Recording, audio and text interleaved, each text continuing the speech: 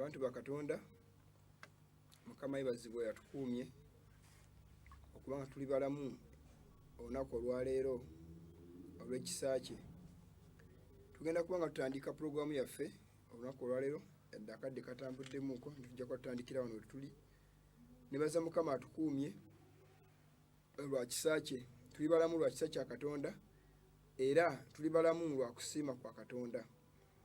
Kale bwe kityo olunaku olukya ne tuba nga tuli balamu twebaza Mukama atukuumye era aliwo ku lwaffe okutulabirira n'okutukuuma olw'ekisa kye. Katuweeyo okusaba tutandike okuyiga kwaffe okw'olwaleero. Katonda waffe omulungi tukwebaza kubanga tuli balamu, twebaza kubanga otukuumye otugabiridde olw'ekisa kyo. Tugenda kuyiga ekigambo kyo, tusaba Omwoyo watulungamira atuyigirize ku bwa Yesu Kristo omulokozi waffe. Amiina.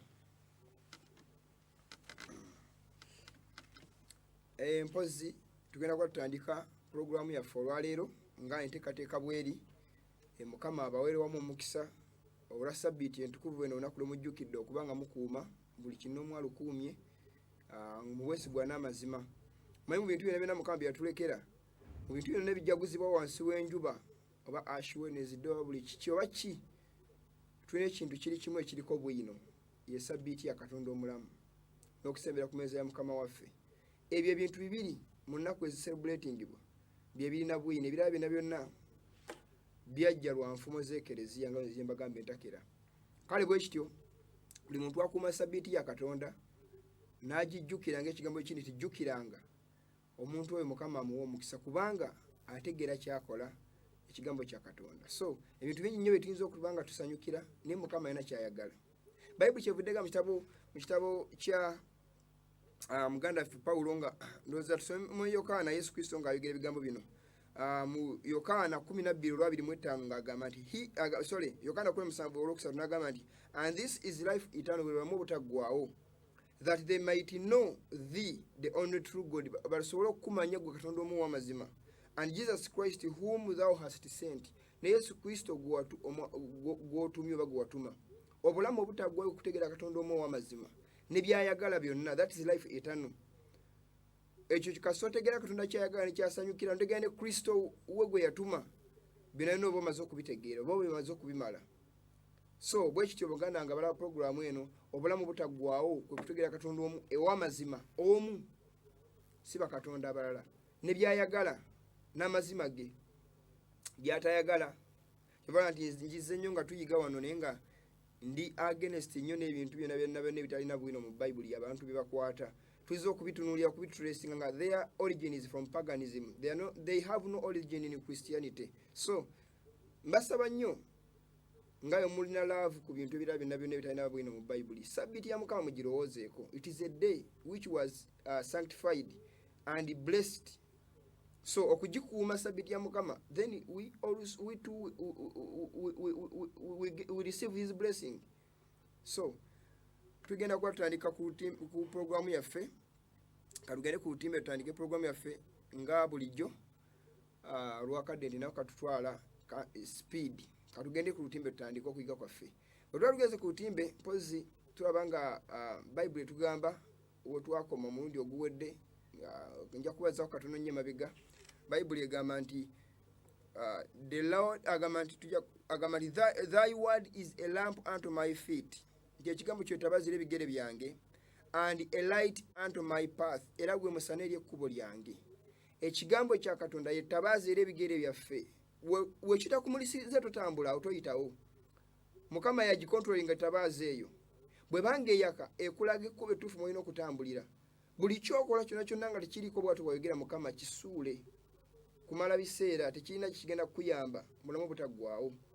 Okwate ebyo Mukama byayagala era byakulagira okukola. So obulamu nti ekigambo kya Katonda tabazira ebigere byaffe era gwe musana eri ekkubo lyaffe. Bwe tugenda mu maaso omulundi oguwedde twakoma, nja kubaako obugambo ngenda okutandikako mu Zekasu katono nnyo kubanga twali tumaze okwogera ku bigambo ebyo bya Zero Carbon Sunday. Kwe tugenda mu maaso awaddako agamba 25 years omusajja nayogerera Desmond Tutu, musajja ono Bishop Mulamba oba father we bityo mu South Africa, n'agamba 25 years ago people could be excused for not knowing much. Emyaka 25 egiyise abantu babali basobola okuba nga excusingibwa obutamanya nnyo about climate change, obutamanya ku bikwata ku nkyukakyuka ya budde. Today we have no excuse nti olero tetulina kyakwewolereza bo bwe bagamba climate change. Mugenda laba ebintu ebiri behind climate change na lwaki bajaga institutinga, lwaki baga okutonda okukola ensi ng'esikiriza buli muntu. Tugenda okulaba awaddako mu bigambo ebiddako, naye agambye nti myaka 25 giyisa abantu balina excuse. Naye mu kino there is no more excuse, which means the agendas must be enforced. Teri alina kwewolereza nti ate nze sirina bitegeera. No, ino okutambula ku speed gye batambula. Mukatugende maaso ku lutimbe tongere tulabe ebintu bineeno. Statement eddako abasajja bano gye bakola. Bwe tweyongerayo mulaba ndowooza agamba nti time is running out, nti obudde bubayitako to deal with climate change, okudiringa nekye bayita enkyukakyuka y'obudde. Time is running out. Omusajja yitibwa Stephen Gilbert yagamba nti obudde bubayitako okudiringa nekye bayita climate change. Tulaba bannaddiini kintu kino bakyewomyemu, naye katugenda waddako tunge tulabe nti obudde bubayitako okudiringa. Ndoza olaba bateekamu time is wasting sand, akabonero akategeeza nti obudde buggwayo. Buli olaba akabonero ako nti esimbo eraga nti obudde buggwayo. Zekasu zero carbon sand wakyo gundi eyo n'agenda gye batambuza gye tuze tuyigako entakera. Katulize olimba olwo luddako olw'omusajja Michael Jackson katono nnyo tuge tudde ku statement eddako awo katuluulirize.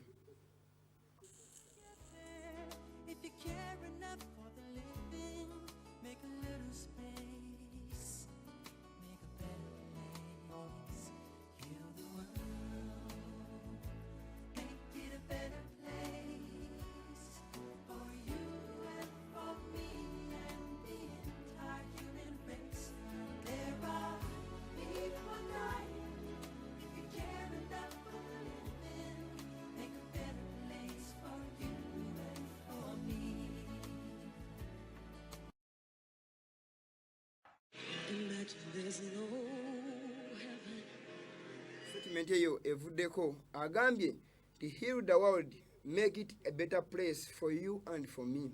Pasi sijagenda ndi details mu bintu bineeno, naye tuze tulabako abasajja bonna bayisa information okuyita mu nnyimba ez'enjawulo, okuyita mu bigambo ba celebrities beboogera nga birina meaning eri hidden eri behind gyotasobola tegeera goyinza okunyumirwa n'olaba ekintu nga kirungi bakireese naye nga kinemu ebintu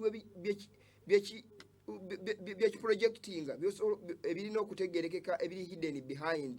So bwe tuba angambye nti tuhiringe the world to be making a better place, ekifo ekirungi ekyokubeeramu ekyokweyagaliramu nga Mukama yagiteeserese kubanga yali ayagadde ensi ebeere ennungi nga Isaiah bw'agamba nti God created the world not in vain but to be inhabited, okubeera ng'etuulibwamu ye yali ekigendwa kya Mukama. Naye ensi emala okubanga emaalibwa ekibi neyonoonebwa yafuuka ekifo ekitakyali kya ssanyu, era nga option yali emu ku kudda mu maka kitaffe ge yateekateeka, kuddamu kulongosa nsi eno kugifuula mpya, so si mu nsi eno ey'ekibi tewagenda kubeera ensi ebeere in a day in a moment nti egenda kubeera better than today or than yesterday. Egenda kujja ng'eyongera kuwoneka most especially eri abantu abanoonya Katonda. Abantu abatanoonya Katonda ejja genda efuuka better mu ndowooza yaabwe, naye nga amateeka ga Mukama galinyirwa. Naye after mu kiseera kino nnyo bali bagamba nti mirembe egenda kufuuka mo deadly. Ndowooza nkozesa ekigambo ekyo kubanga egundi ebintu bingi bigenda kujja ebusungu bwa Katonda, ebonyobonya omusanvu bigenda kufuukibwa, naye tekigenda kutuuka lunaku nti ensi eri better nga bwe basuubira. No, naye bagaye heal the world, make it a better place for you and for me, which means baagala okukolera awamu okulaba ng'ensi efuuka ekifo ekirungi ekyeyagaza ekitagenda kusoboka. Tekiriko mu Bayibuli ekigenda kwogera nga atera okugamba tugenda tuuka ekiseera twagala tutuuke nga endwadde ziweddewo mu nsi. Tekiribaawo. Ensi egenda kwongera kubeera worse and more worse than we think and than we believe. Katudde ku lutimbe twongere tulabe ebigambo bineeno ebiddako waneeno. Tuyongera ku lutimbe statement eyo egamba bweti. Katudde tusome statement eyo egamba bweti. Musajja ayitibwa Teddy kalungi ku lutimbe agamba bwati, we are living on this planet as if we had another one to go to. Tituli ku nsi kuno abantu nga kyagamba abantu beeyisa mu nsi muno nga balinga balina ensi endala kyebagenda okugenda, amakulu nti eno ne bweyononeka waliwo ensi esingako wano. Eno Zekasu eboogera zero carbon Sunday aba promoting Sunday okubeera nga eri Universal Day of Rest nabagamba nti Sunday ye lunaku oluwakanya olunaku lwa Mukama olwaleero lwa Sabbiiti lunaku olugenda okubaako olw'enkya oluddako wiiki ng'etandika lwe weekend naye nga week beginning Bayibuli egamba abasajja nti promotinga nze nga kibagamba entakera ne bagambye we are living bakiyisa mu climate change nti bagamba nti balivinga mu nsi muno wuli ekigambo statement eno bagambye as if on this planet as if we had another one to go to ntinga eyo noneka tulaba nga bujja tulina ensi esingako nekigenda okubeerako which means kye bategeeza teri nsi esingako wano gye batu gye basuubira gye bagenda abakristaayo programu zaabwe za mu nsi muno kubeera mu nsi muno kulangira baana myaka bukadde bwa maaso obugenda okuddako future generations so ebyamukama ebyokuddakwe ebyo babijja dda mu programu zaabwe kyeva dagamba nti bantu balivinga mu nsi muno nga balinganga abalina ensi endala gye balaga which means eno ono option okajja balina kulwanira ku kintu kyabwe kino kisa kiwalinga kikuuma nga walaba sitaani nti ayagala abantu babeere ku nsi kuno abafa baffe abazaalibwa bamusinza abenga akontrolinga ensi eno naye ng'ate mukama si bwe yateekateeka ensi eno okubeera ayina ensi esingako wano obulungi gyateeseteese so zikasu they are saying that people are living on this planet as if they have another planet to go to another option which means bagamba this is the only option for humanity so if you think that there is another planet you are going to it is deception so bagamba mukama which means they are against the Bible the word of God uliza bigambo bino ebiddako mu luyimba luno nze nga ndubagamba namadduyi uliriza oluddako oluyimba olwo nabagako kuwegatta kwa madiini era mala okubajjiramu ebigambo omukyalo byayogedde bikwatagana nebigina ebigambo bya Zekasu nga biflowinga kyekimu katugenda tuwuliriza ebigambo bino eno mubiwulirize abala programu eno baganda bange era abayi ku kyokuyiga kino eky'obunnabbi katugende ku lutimbe tulabe ebigambo ebyo.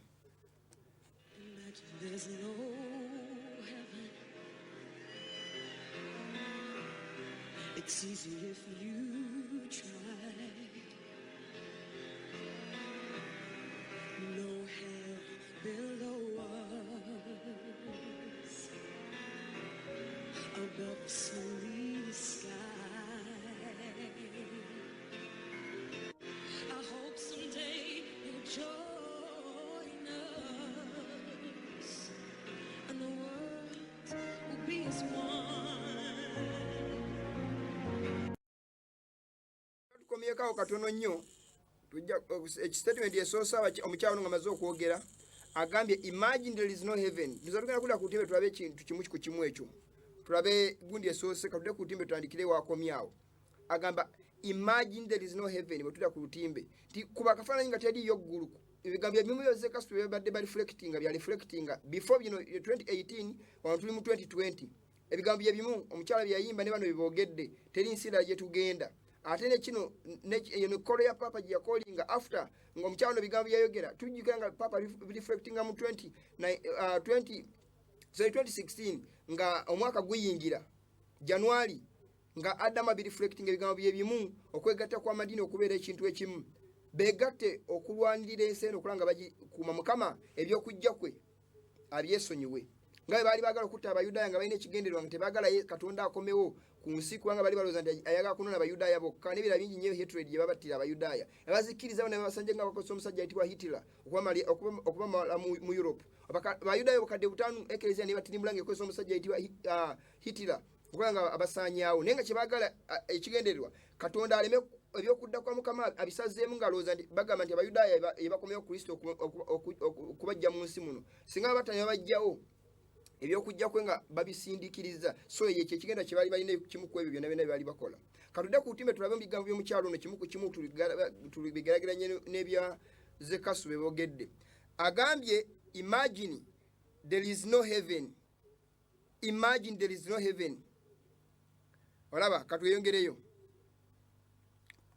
bwe tweyongerayo agamba it is easy if you try kyangunye singo kirowooza katugende maaso tusumale ebigambo tugende maaso tujjana bisoma maaso awo webiri nga tuvudde ku luyimbo katuyongere maaso awo gye biri tubisome step ku step katuyinde biveeko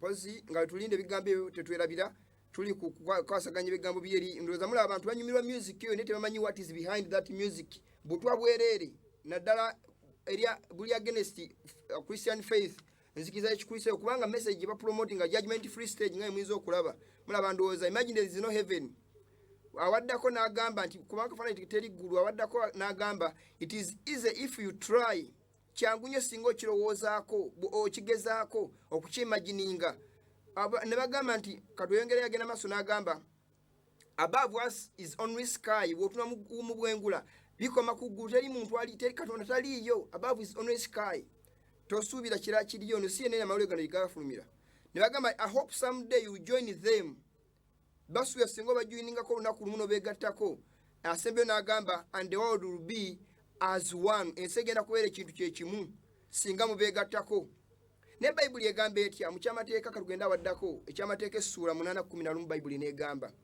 be aware that thou forget not the Lord thy God nti beera bulindaala weekuume si kulwanga weerabye Mukama Katonda wo in not keeping his commandments nga tokuuma ebiragiro bye ekituleetera Katonda okumwerabira butakuuma bye yatulagira omuntu yenna buli waavayo n'atandika okuopoozinga Mukama bye yatulagira n'agamba nti kino tekirina makulu aba ali against Katonda aba yeerabidde Katonda nga tulaba nti wetuva ku sabbiiti ya Katonda bali tutandika okukola ebikola ng'obwenzi obubbi obutemu n'ebikola ebiringa ebyo ebibi tuba twerabidde Katonda n'agamba nti weekuume weerabira Katonda wo Mukama Katonda wo nga otya in not keeping wotakuuma biragiro bya Katonda so abasajja bano ekibaleetera okuba nga bavudde ku mulamwa kubanga beerabidde Katonda tebakuuma biragiro bya Katonda they are against God's commandments that's why agenda maaso n'agamba otweyongerayo n'agamba mu kitabo kya ku bikulu 22 waddako agamba nti blessed are they that do his commandments baladde omukisa abakola ebiragiro bya Katonda ku bikulu 22:14 tibaladde omukisa abakola ebiragiro bya Katonda that they may have right to the tree of life olyokebeera n'okusa ku muti ogw'obulamu obutera biragiro bya Katonda ku bikulu kyavudde agamba nti baweereddwa omukisa abakola ebiragiro bya Katonda olyokebeera n'olukusa ku muti ogw'obulamu and may enter in through the gate into the city olyokebeera mu kibuga nga bayita mu miryango so si kusuwa mukisa kuno ogw'obulamu butaggwaawo naye abagenda okukikola ebagwereddwa omukisa kubanga bakwata ebiragiro bya Katonda who are having a blessed hope that God is coming to take us from this wicked and desolate world agenda maaso n'agamba waddako Paulo Petero kyokubira essuula 3:13 bali bagenda eri ggulu eno ensi yokka ye last option bwe tugireka neeyonooneka kikyamu agenda maaso n'agamba mu Petero ekyokubira essuula 3:13 n'agamba nti nevertheless we nti bwekityo abooluganda ffe according to his promise nti kwebingi ebigenda okuba bw'osoma essuula eya Petero ekyokubira essuula 3:10 okuva ku lunyiri olusooka n'okkirira aga nti ng'olese ebyo byonna bye tusuubira ebiriwo ebigenda maaso okubonabona n'ennaku n'ebigenda maaso mu nsi abantu n'okuva Katonda nti ffe okusinziira ku kisibuzo kya Katonda look for new heavens tutunulira eggulu erijja and a new earth n'ensi empya where in dwelleth righteousness nti ewatula obutuukirivu kati abantu nga basuubira nti Katonda ebyokujja kwe tebiriiyo bayibuli egambye nti ffe okusinziira ku kisuubizo kya Katonda tusuubira eggulu erijja n'ensi empya obutuukirivu gye butuula so abantu abasinga bano baagala eno ensi embi enkadde obubi mu butuula gye baagala okutereeza naye Mukama agamba nti twagala ffe tuluubira ggulu lijja na nsi mpya obutuukirivu gye butuula Petero bw'agambye naye Petero akwotinze Isaaya katugende maaso tulabe Isaaya 6:6 bw'atugamba Isaaya yatugambye 6:23 bwe tugenda maaso agamba nti for as the new heavens bwe tugenda maaso agamba nti mu Isaaya waddako agamba nti nga eggulu erijja and a new earth n'ensi empya eggulu erijja Mukama yagenda okukola n'eggulu n'ensi empya which I will make Mukama agamba byendikola shall remain before me bigenda sigala mu maaso gange saith the Lord bw'ayogera Mukama so shall your seed and your name remain bwekyo ezzadde lyemmwe erinnya lyemmwe n'ezzadde lyemmwe ligenda okusigala Isaaya 6:6 bw'agamba nti eggulu erijja n'ensi empya byendikola agamba nti bwe bisigala bwe bityo mu maaso gange bw'ayogera Mukama bwekityo n'ezzadde lyemmwe ligenda okusigala abantu basuubira nti eri ensi mpya Mukama atubuulira ebigambo bino Petero byabadde akwotinga nti nga bwe yasuubiza according to his promise we are looking for new heavens and a new earth where in dwelleth righteousness eggulu ejja n'ensi empya mukama byatannaba kuleeta kuteeka ku nsi awaddako agamba bw'ati mu ggulu ejja n'ensi empya biki ebigenda okubeerayo. Isaaya 6:23 kyavudde agamba, and it shall come to pass awo lunaatuuka that from one new moon to another, okuva ku mwezi okutuusa ku mwezi omulala, and from one sabbath to another, n'okuva ku sabbiiti emu okutuusa ku sabbiiti endala, mu new heaven and the new earth wagenda bayo sabbiiti, shall all flesh come to worship before me, saith the Lord. Buli alina omubiri ajja kujja mu maaso gange okusinza. Eggulu ejja n'ensi empya mukama byagenda okukola. Buli muntu alina omubiri agenda kujja mu maaso ga mukama okusinza. Naye nga amaze kukola ggulu ejja na nsi mpya, ne sabbiiti wanatulaze egenda kubeerayo. Tibana nti bano abasajja promoting okubeera mu nsi eno ey'obujeemu nga bawakanya emikola za Katonda, bataddewo sande zaabwe n'ennaku ezitali za mukama ez'okusinza, nebeerabira akabonero ka Katonda omulamu ke yateekawo, ne mu ggulu ke tugenda okubanga sabbiiti tugiwa ekitiibwa nga mukama bw'agamba tusinza ku kisuubizo kya Katonda. So kyobola nti bagamba nti tebalina nsi ndala ke bagenda kuddukira balwane banywerere ku kintu kyabwe, naye ffe eno ensi tugimanyi nti eno loosi, era mukama yagitonda neyonooneka, agenda kugijjawo akola eggulu ejja n'ensi empya. Obutuukirivu mu butuula. So ekkanisa ya Katonda ey'amazima ng'emuyinza okulaba ku lutimbe, omusana gwena okubuulira gugenda kuba guwakanya bino. Ne twamala okulaba ekkanisa ekizimbe kye mulabako ku lutimbe, that is not the church. God's church is 2 or 3 when are gathered together in God's name. That is God's church. Then bye mulaba ng'ebizimbe kibula ekibuzo kigamba what is God's what is the church? Kanisa kye ki? Tukoseza gundi yetu gye yambisizza, naye nga tutegeera omulimu gw'ekkanisa gw'erina okukola, si kuba na bizimbe binyirira, si kuba na mannya ga ntiisa ge bakankanaga nti yayita gundi, yayita redeemed, yayita gundi, yayita SD, yayita ki. No, that is not the church. God's church are the people who love God and do his commandments. Where 2 or 3 are gathered together in God's name or Christ's name, he is in the midst of those people. So that is God's church. So Buganda bangabala program eno, ekkanisa ya Katonda ng'ebuli omusana guno, buli muntu alina amazima ga Katonda agenda gabulira bw'ati n'okusingawo nga mugawulira. Agenda kwatatirira amazima ga Katonda ngali ku bw'atyo bw'ayogera Mukama. Thus says the Lord. Bw'atyo bw'ayogera Mukama. So we katuyongere ku lutimbe tulabe Mukama amaze okutulaga kusinza ku ggulu ejja n'ensi empya obutuukivu mu butuule gye tugenda okubeera, ne sabbiiti egenda kubeerayo. Tugenda kuba tugikuuma. Eno eringa rehearsal gye tulimu mu nsi muno. Mu ggulu tugenda kufuna sabbiiti mu nsi empya ejja kubayo sabbiiti ku sabbiiti nga Mukama tumusinza mu maaso ge. Katugende maaso ku lutimbe twongere tulabe ebigambo binene ebiddako. Bwe tweyongerayo tulaba ebyawandiikibwa statement mu Basalonike ekyokubiri ssuula 2 excuse me 2 olwokubiri n'agamba, let no man deceive you by any means. Omuntu yenna tabalimbanga mu kintu kyonna kyonna. Bino byonna nga bigenda mu maaso tebabalimbanga. For that day shall not come, nga tuyindira olunaku olwo olw'okudda Mukama waffe tugenda kutuuka, except there come a falling away first. Pawulo abuulira abatume, ekkanisa y'abatume yali etandise, bano aliko Besosolonika, nti olunaku olwo terugenda kujja olwa Mukama waffe etulindirire eggulu ejja okuvawo ne byonna byonna nga bye tubisuubira. Agamba nti terugenda kujja except there come a falling away first, okukyusa nga ekkanisa esoose n'egwa, nga wagibawoddewo okugwa okunene. And that the man of sin be revealed, omwana okuwona n'alyoka abikkulibwa, the son of perdition, omwana w'okuzikirira. Wogenda maaso agamba, who opposes and exalts himself above God and above all that is worshipped. So nga ayina title za Katonda, Father, Pope, Holy Father. Bible yayogera ebigambo bino plainly. Olunaku tegenda kutuuka tubulira tubaga nti Yesu ajja. Tegenda kutuuka pasi katugende maaso tulabe ebigambo binene biddako. Bwe tuyongera agenda maaso n'agamba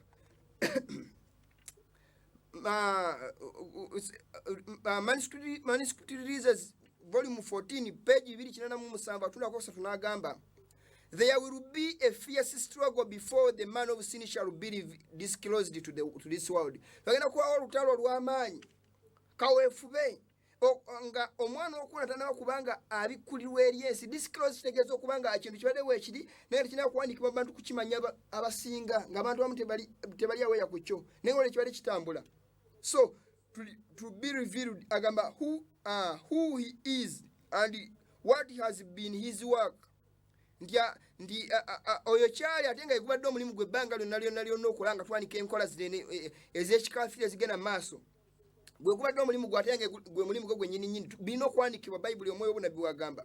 Egenda maaso n'agamba, while the Protestant world is becoming very tender and affectionate toward the man of sin. Naye ensi eno gye tulimu ey'obukristaayo etandise okwekwasa ekisa yesembereza yekukuutiriza ku mwana ono oba ku mwana obusire omusajja ono okwonona bamukwano ebigano nja kubyogera entakera era buli onjija ku programu eno ti even SDA leaders abali kulembeze be SDA abandi badde babula message eno batumiddwa erinnya lya Mukama nga bagamba they are uniting, they are joining hands with the man of sin. So sad. Naye agamba nti ono bapoteza leso okubeera nga bali tenda gyali bamukwano bakolagana naye nga mulabe wa Kristo. Agenda maaso n'agamba shall God's people take their place as borrowed and valiant soldiers of Jesus Christ? Tanduka banatwale banakola mulimu gwabwe nga basirikale nga bakola nga basirikale ba Kristo to meet the issue which must come okusinkana embeera erina okubaawo twagale tugaane. Their lives hid with Christ in God. Agamba nga obulamu bwekwekeddwa Kristo mu Katonda. Mystic Babylon, ekyama Babylon has not been sparing the blood of the saints. Tekisaasidde musaayi gw'abatukuvu ba Katonda. Nabagamba Catholic Church batirimbudde abantu ba Katonda ever since bagoloka ku sin. Babakozesa ba emperors tuze tubibalaga. Naye agamba nti bajjudde omusaayi gwa Katonda kubikuleswa okuno omusambi alawo omukazi nga tamidde omusaayi gw'abatukuvu. That is Babylon, the mother of harlots. Abantu banabona kati board kwe batudde train edduka speed bali kuli ku board badduka misinde bagenda baba pakid. Agenda maaso n'agamba and shall we be wide awake to catch the beams of light. Tunagoloka okufuna kumulisa kw'omusana which has been shining from the light of the angel. Tokubadde gwaka okuva musana gwa malayika who is to brighten the earth with his glory. Agenda okumulisa ensi n'ekitiibwa kye ku 18 agamba atya Babylon the great is foreign, come out of her my people, that be not partakers of her sins, neither receive of her plagues. Mukawatu wagamba to come out of Babylon. Any organization which is working with the paganism, with the man of sin, it is Babylon. A daughter, a sister to foreign Babylon. So we must be wide awake and vigilant because the time is almost over. Butwengere agenda maaso n'agamba katweyongereyo agenda maaso n'agamba tujjukira nabalaga akatambi ako nga balaga kwisenge gye batirimu abakristaayo abantu ekigalaga Protestant okwegatta kwabwe okulaba nga bakolera wamu kati mu kiseera kineeno mulaba ng'egye battamu abakristaayo mulaba emisalaba gye bakozesanga terms the sun god mbiraba ndowooza Katonda njuba terms gwe bakozesanga mu nteekateeka zaabwe neni yitira tukatugende maaso yitira yatimbula abakristaayo gwe musala gwe yakozesanga ku byambalo bye mugulaba ndowooza guugwo gwe musala gwe gumupaapa katugende maaso gwalina ku kyambalo kye ndowooza mugulaba guugwo. So tulaba ebikola bino byonna ebyekikafiri ebyakolebwanga pawe ebikola eryemu bayibuli kyevudde gamba Kolinso ekyokuli mu Mirembe Chronicles ekyokubiri 3:14 n'agamba moreover all the chief of the priests nti abantu bakabona bona kyenkana ab'abantu and bakabona abakulu and the people n'abantu transgressed very much after the abomination of the heathen ne boonona nnyo nga bagobera emizo gy'abakafiri and polluted the house of the Lord, ennyumba ya Mukama which he had hallowed in Jerusalem. Gyali amaze okutukuza mu Yerusalemu. Nti ebintu byonna ebyekikafiri ebingiziddwa mu bukristaayo zonna kwezitali za Mukama obukafiri pagani symbols ne pagani rites ze bayingiza ku makando n'ebira byonna makanisa tiboononye nnyo nga bagobera emizizo gy'abakafiri. Mukama ekkanisa yali atukuzanga emuweesa ekitiibwa ng'erina kubeera nga musana eri ensi. Kati ate ensi engidde mu kanisa kitegeeza byetabudde tufuna Laodikiya mu mulembe guno. Tulina Laodikiya mu mulembe guno okugatta amazima n'obulimba ekizikiza n'omusana byetabudde wamu kati mu kiseera kino kye tulimu. Kyovudde muganda ngala programu eno nabagamba ebigambo bino abantu bagamba nti Laodikiya ekkanisa y'omusanvu esembayo lwaki mmwe ate mu mulinga ekkanisa ey'omunana no. Laodikiya mulembe mulamba era buli wamu abantu bali Katonda era tebamuliiko bali awo batta aganaaga kyekiyitibwa Laodikiya bali mu mazima n'obulimba bagatta mazima n'obulimba. Kakati naye tulaba nga Laodikiya yadde gwe mulembe ogusembayo naye ekkanisa ya Katonda egenda kuba ng'erina ebibala ng'enkola zayo za Philadelphia ekkanisa ey'omukaaga ng'eringa ey'omunana naye nga ya ku 7. nga olaba kuikula sura 19 wagamba nti sura 17 ngagera ku mitejiri eri omusanvu bakabaka omusanvu abatano bagwamu wali omulala ajja kimugala kumalawo akaseera katono n'omunana alijja naye woku musanvu so munana ne banga ezenda naye nga ate si munana wabula 7th kubanga enkola ziri zaali ziwe ziri kati zigenda kukomawo nate nga tulaba nti ensolo eri kabaka ow'omunaana yowoku musanvu era bw'obulomo bwa paapa bwaliwo ne buvaawo naye abali baliwo mu kiseera kirisi bakyaliwo baafa naye kati bagenda kuzza enkola ziri eri bano abaliwo mu kiseera kino eno bagenda kukomyawo amaanyi gali exercising ge bakozesa nga bakozesa ba gavumenti okulaba nga batirimbula abantu bonna bawakanyiza enkola zino ez'obapapa zibataddewo kubanga bagala babe nga gavumenti eziricognizinga by law era nga mu constitution mwezingira bw'omenya kimu ku bintu byabwe osibibwa oba ottibwa ng'ekiragiro kiyinza okuyita kyonna kye banaabasazeewo so ne kanisa eno ey'omunaana era kanga ey'omunaana naye nga ey'okumusanvu ye Philadelphia kanisa ey'omukaaga ejjanga ey'omunaana naye nga ate exactly kanisa ey'omu kuweza omusanvu so omulembe guno gwe tulimu abantu okuba nga batta aga naaga bagatta omusaala n'ekizikiza nyabitambuliza wamu kyogera kino kiyinza obutaggwayo kubanga kiwanvu stiiru naye wetugenda okukomako tujja okuba nga tukomye katugende maaso ku budime tungere tulabe mukama agambe bayonoona nnyo yeekalu ya mukama ng'agoberera emizizo gy'abamawanga ate nga mukama yamaze okutukuza ekkanisa ye mu Yerusaalemi ng'agirongoosezza kyobanga nti emizizo giyo gize giyingira mu bibiina bingi nze nga mbibalaga wano ambalazeewo katono nnyo mu bibiina eby'enjawulo katugende mu maaso okukyusa logozi kubanga akabono okitegeeza kali pulezidenti nga kyokkiriza bayibuli kyevudde gamba Matayo 24 olw'okumi n'agamba when ye therefore shall see the abomination of desolation ng'omulaba ng'ekyomuzizo ekizikiriza spoken of by Daniel the prophet kyayogerwako Daniel ennabbi stand in the holy place nga kiyimiridde mu kifo ekitukuvu whoso readeth buli asoma let him understand leka ategeere buli asoma buli asoma ategeere bw'olaba ekyomuzizo nga kiyimiridde atukuvu ekyali kiri mu bukafiiri nga tekizza awaali wavumirira obukafiiri nga bwe kiyimiridde bayibuli egambye buli asomamu leka ategeere nti akabi koolekedde ebigambo ebyafuluma message yaleddako come out of her my people come out of this apostasy that you be not partakers of their sins neither you receive of their plagues do not share the evils of these people because of uniting with them. Let us stand on the platform of truth. We should not stand off the platform because it means apostasy. But tugenda maaso agenda maaso naga ekyomuzizo tumaze okulanga kiyimiridde tugenda maaso agenda maaso n'agamba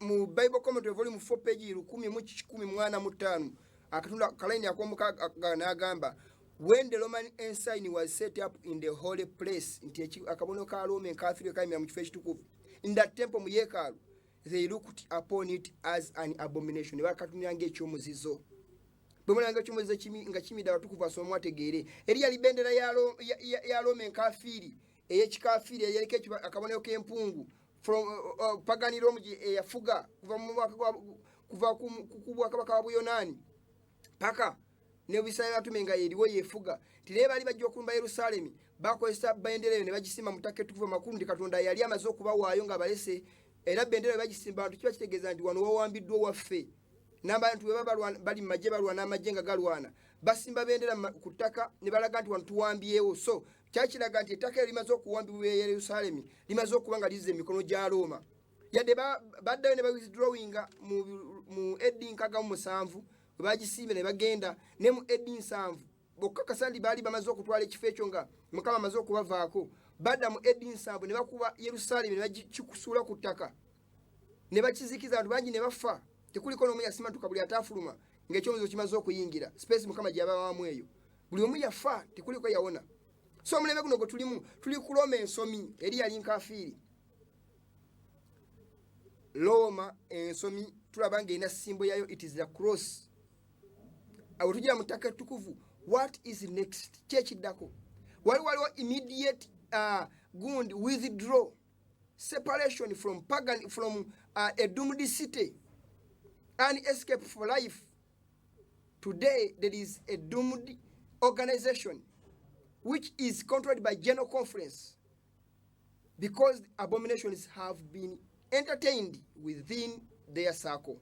So it is time for God's people to make a decided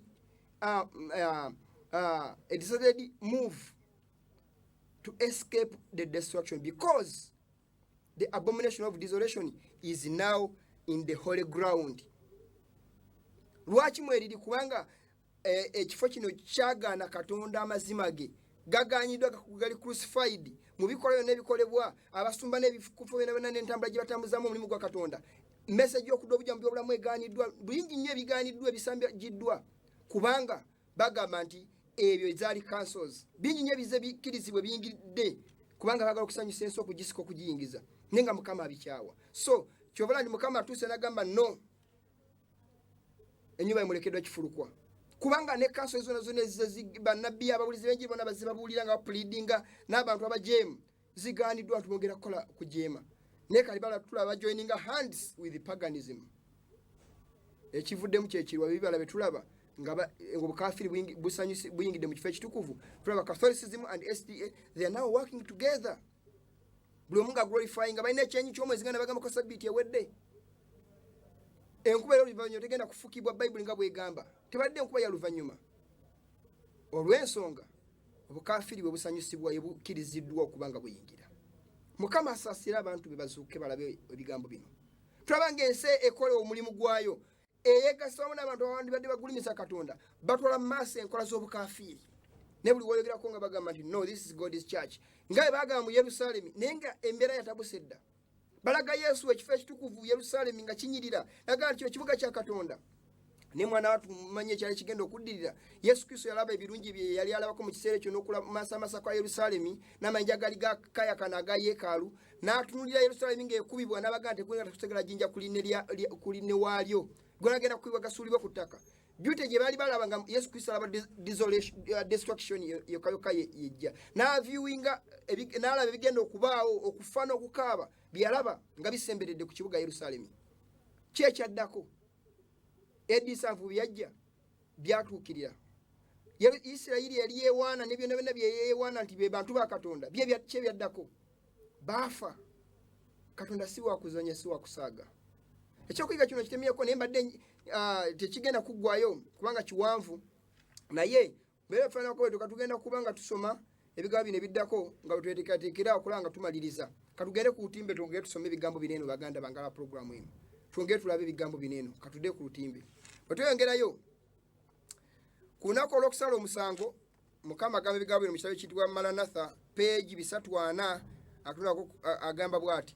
Kasoma akasooka agamba in the case of each individual, mu nsonga ya buli muntu abantu abamu balowooza nti okubeera mu organizations amannya n'ekibiyinza okubataasa ne Mukama agenda lamula abantu even individually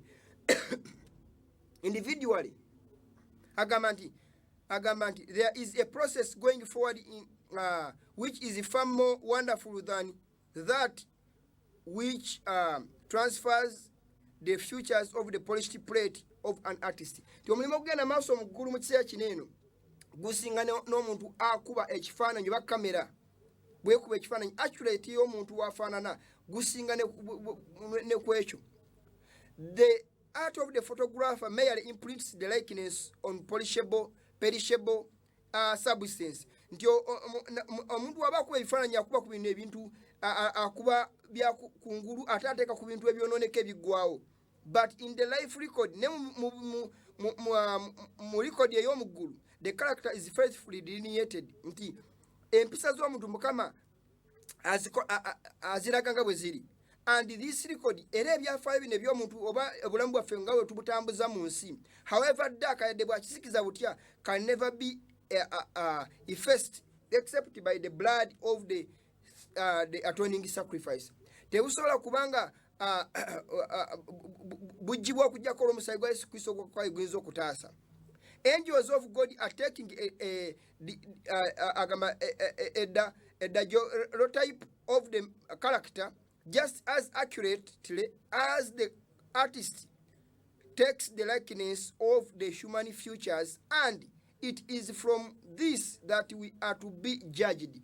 Nti engeri Mukama gyawandiikamu bamalayika gye bawandiikamu empisa z'abantu bonaabona mu nsi muno nga bwe tweyisa tizifaanana ne zisinga n'omuntu wakuba ekifaananyi n'akisiiga era ng'okuva mu bino ebiwandiikibwa byaffe bye tuba tuwandikako engeri gye tweyisamu mu bulamu obwensi eno buli muntu agenda kusayirwa omusango buli muntu agenda kulamulwa baganda bange abala puroguramu eno agenda maaso n'agamba when the judgment shall sit omusango gunaatuula and the books shall be opened ebitabo n'ebikkulibwa there will be many astonishing disclosures wagenda kubeerawo ebintu bingi nnyo ebisamaliza ebigenda okubikkulibwa men will not then appear as they appear to human eyes and finite judgments abantu bagenda kuddamu kulabika nga balabika we tuba judgingira wano ku nsi ne tubalaba nga abasajja abalungi n'amaaso gaffe gano agalaba ebyokungulu ne tubasuubira okuba nga bantu balungi si bwe bagenda obeera amaaso ga Katonda.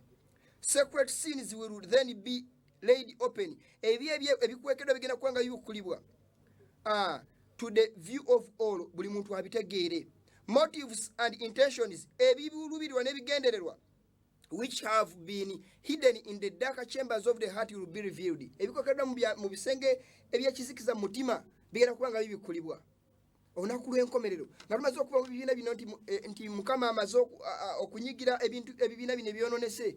Then even individuals Mukama agenda kutandika okulamula buli muntu personally individually ng'akwekennenya sekinoomu kye bayita investigative judgment omusango gw'okwekennenya buli muntu agenda okulabika maaso ga Katonda. Bayibuli egenda maaso n'egamba tugende maaso agenda maaso n'agamba Maranatha agenda maaso n'agamba bwe tweyongerayo Satan and all who have joined him in the rebellion will be cut off. Nti Sitaani ne bonna abeegasse n'abonna abamwegasseeko mu kuwakanya Katonda bagenda kuzikirizibwa. Then bwe kityo the wicked shall not be tebagenda kuddamu kulabikawo ababi. Yea, thou shalt diligently consider his place. Nti ojja kunoonya ekifo ky'omubi abaddewo gwadde omanyi nti mukwano gwange ye gundi and it shall not be tekigenda kuddamu kubaawo. They shall be as though they had not been. Omubi agenda kubanga tabangawo kasookedde ensi ebaawo. Zabuli 37:10 Bayibuli eyogera nti olinoonya ekifo ky'omubi tekiriddamu kulabikako. Balibeera nga batabangawo kasookedde ensi ebaawo. Nobadiya 16 bw'agamba ensi bwe tubagenda okufundikira.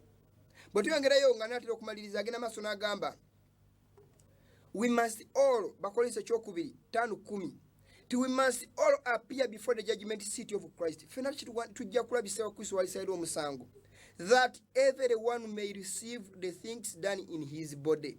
Buli muntu afune buli nabi yakola mu mubiri according to that he hath done. Okusiza kwekyo kye yakola whether it be good or bad obanga kirungi obanga kibi buli muntu byonna byokoze wansi w'enjuba ebirungi Mukama libigabira empeera. Naye bw'olibanga fayiro ye efundikidde nakola bubi n'ebirungi tebirijjukirwa bwe bafundikidde nakola bulungi ebirungi ebirijjukirwa ebi tebirijjukirwa. Naye Mukama kyatwagaza kyekiriwa kwekola obutuukirivu okubanga ebitabo byonna birina okubikkulibwa omusango gulina okutuula buli muntu alina okulamulwa. Maranatha 3:3 wetugenda maaso kyabudde agamba akatunda kw'omukaaga Maranatha agamba bw'ati katusomewo agamba bw'ati in the day bwe tweyongerayo agenda maaso in the day of final punishment mu lunaku olw'okukibonyoobonya ekisebe oba okubonawereza okusembayo and reward katudde emabega n'omugabo both saints bwe kityo bonna abatukuvu and sinners n'aboonoonyi will recognize in him who was crucified the judge of all living. Bagenda kumutegeera nti gwe batta eyattibwa ng'omulamuzi wa bonna abalina obulamu oba balamu. Solomon will be the day of final decision. Nti olunaku lugenda kuba lwa ntiisa era nga lukulu nnyo olw'okusalawo kwa buli muntu wajja agenda okufundikirira. Probationary time is granted us. Mukama tuwadde ekiseera ekyekisa. Opportunities and privileges are given us. Mukama tuwadde emikisa ndoza mikisa mu Luganda byonna bijja okuvunulwa to make our calling and election sure. Okulaba nga okuyitibwa kwaffe n'okulondebwa kwaffe tukukakasa nga tutambula mu kkubo lya Katonda. How we should praise this precious time. We tugenda okuba nga tugulumiza oba tusaamu ekitiibwa tusanyukira obudde buno obw'omuwendo Mukama bw'atuwadde. And improve every talent God has given. N'okuba nga tutwala maaso tuimprovinga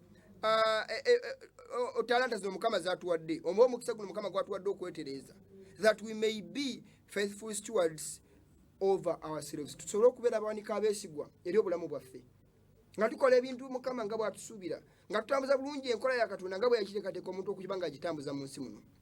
Mukama atutondera ekintu kimu, kumusinza na kukola by'ayagala.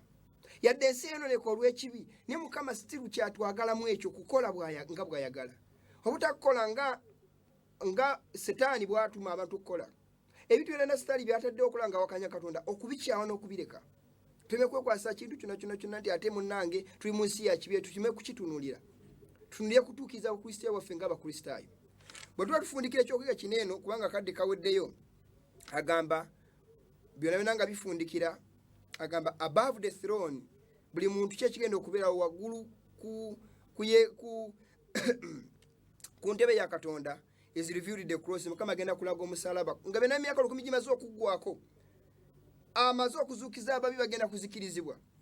Yerusaalemi kimaze okukka okuva mu ggulu, kisse ku lusozi Zayituuni, ku lusozi weewaawo lwabisemu wakati, kitudde kuli eri. Agamba nti waggulu w'entebe ya Katonda nga oyinza okulaba olutimbe ne walabika omusalaba, olugendo lw'omusalaba gwa Kristo gwe yeetikka ku nsi kuno eno nga z'okufa ku lw'omuntu ne gulabika. And like a panoramic view, era nga oyinza okulaba okuyimira n'olengerera ewala nga buli kimu okirengera tewali kotayinza kulengera, ng'olengera ekibuga katugeze.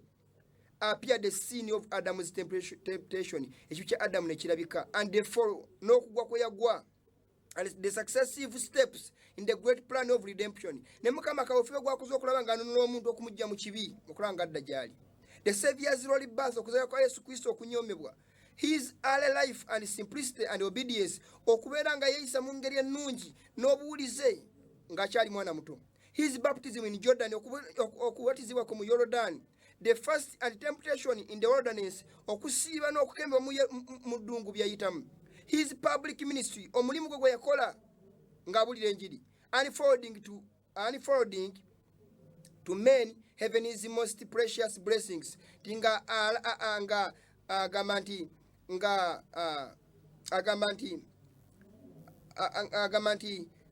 nga alaga omukisa gwe yali abikulira abantu ba Katonda, oba omukisa weewaawo, blessing. The days crowded with deeds of love and mercy. Nti ebiseera ebyali bijjudde ebikolwa ebyekisa n'okusaasira. The nights of prayer, ebiseera byamala ng'asuze ng'asaba, and watching n'okutunula in the solitude of the mountains, wakati mu nsozi ng'aliyo yekka. The plotting of envy, obukyayi bamuteekako, hate n'ekiruyi, and malice which repaid his benefits. Nti byonna byamuteekako nga bamukyawa, bamukola byonna byamukola nga basasula, obanga asasula okuganyirwa ku muganyiro gye. Bwe tugenda maaso n'agamba nga nfundikira olwakadde, agamba nti and now before the swaying multitude revealed the final scenes. Nti wekitonga agamba nti ku nkuyanja y'abantu abaali bayimiridde ne wabalabika ekisembayo. The patient sufferer treading the path of Calvary, Yesu Kristo ng'atambula olugendo lwa Calvary nga balaga abantu bonna bonna abaliwo ku kiseera ekyo. The Prince of Heaven hanging upon the cross, omulangira wa Katonda w'eggulu nga bamuwanise ku musalaba. The haughty priests and the jeering rebel deriding his expiring agony. Nti bakabona abaali bakuba olube n'abantu bonna bonna abaali bamukyaye nti nga basanyukira baŋŋoolera ennaku gye yali ayitamu. The supernatural darkness, enzikiza yakwata. The heaving earth, the rent rocks, the open graves, making the moment when the world's Redeemer yielded up his life. Nti nga bikola Katonda, banga biraga Katonda bwe Yesu Kristo omununuzi w'ensi bwe yali awaayo obulamu bwe. Tugenda va ku lutimbe wole tusobola bumalayo olwakadde, tujja kuba tutandikira omulundi oguddako. Naye mbadde mbalaga ebigambo bino baganda bange nti programu nti olunaku ebintu byonna bye bigenda maaso mu nsi byonna bikolebwa biyinza obitwala ng'ebiri mayina mu mbeera nagyo oyinza obitolamu birowoozaamu. Naye byonna byonna bye tulaba bigenda maaso mu nsi bye bakola okulaba nga bawakanya enkola za Katonda. Buli kino yonna kyonna ekikola kigenda kusasulwa, nti saddaaka Kristo gye yawaayo okufa ne bino bye twali tusoma bye yayitamu bigenda kusasulirwa olw'okuzikirira kw'ababi. Kubanga Mukama byonna byonna kafife gwakoze Yesu Kristo okujja ku musalaba okufa ne byonna bye yayitamu yabikola olw'ekigendererwa ng'ayagala okuzzaawo ekitiibwa kye n'ekifaananyi kya Katonda mu nsi mu bantu. So obwakadde nti kaweddeyo ngenda kukomekereza ano abadde bala puroguramu bebaza nnyo. Mukama abawa omukisa n'abagiwagidde. Katonda abawa ekisa abakulembere. Sabbiiti ennungi mugimaleko n'emirembe. Tujasinkana ku Tuesday ku makya ng'enteekateeka bweri. Katonda w'ekisa abakuume. Mweraba mubeere bulungi.